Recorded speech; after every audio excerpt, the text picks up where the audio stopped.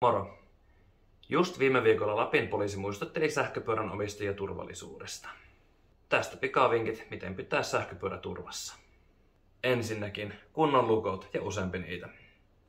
U-lukko on varma valinta ja viranomainenkin suosittelee sitä.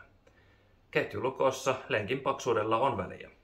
Etenkään fättipyörät ei mahu ihan jokaisen telineeseen, joten pidä huoli, että se pyörä on kiinnitetty johonkin kiinteeseen. Mut parhaimmillaankin lukko on vaan hidaste eikä este. Mitä muuta sä voit tehdä turvataksesi sun pyörän? Muista vakuuttaa sun pyörä. Varkauden sattuessa sä et joudu yksin vastaamaan kaikista kuluista. Ja muista ottaa runkonumero talteen vakuutusyhtiö ja viranomaisia varten. Valitse pyörän pysäköintipaikka. Päiväsaikaan johonkin, jossa on paljon muuta liikennettä ja mahdollisesti kameravalvonta.